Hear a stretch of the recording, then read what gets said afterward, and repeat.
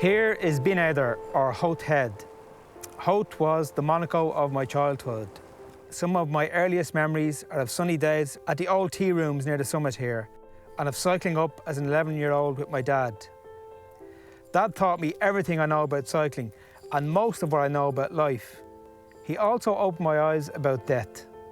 When it's time to go, it would be great to go the way he did, to be taken instantly while you're tending the garden. Great for him, but tough on us, his sons, and my poor mother. Your father won the lottery, my mother says, and she's right. But most of us will not be that lucky. It'll be slow and painful. 2 years ago, I got a call from the Irish Hospice Foundation asking if I'd support a charity bike ride they were organising to raise funds for the Nurses for Night Care service.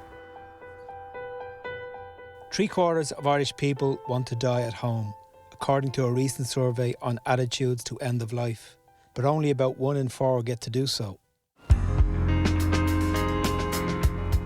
We need to do more to make the end-of-life experience for Irish people the best it can be.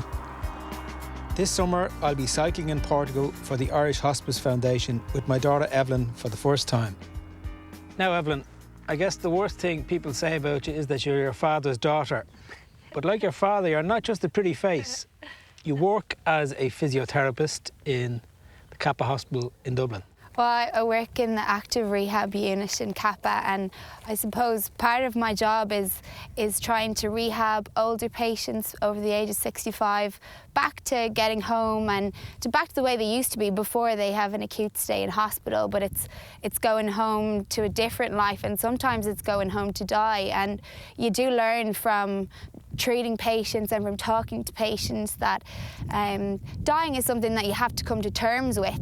A lot of patients would say that they don't want to die in hospital, they don't want to be sick in hospital, that they'd rather die at home in their own bed, surrounded by their families if they could, or peacefully during the night.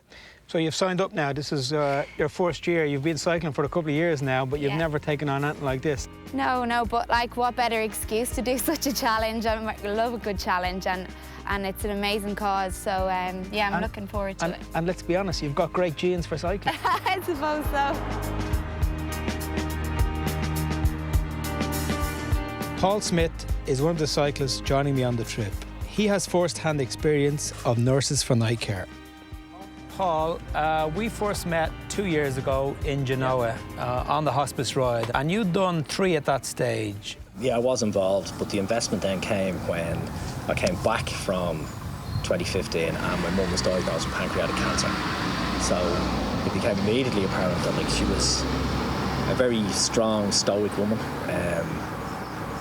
fought the illness with a great dignity, but it was clear from the start that she didn't want to go into a hospital.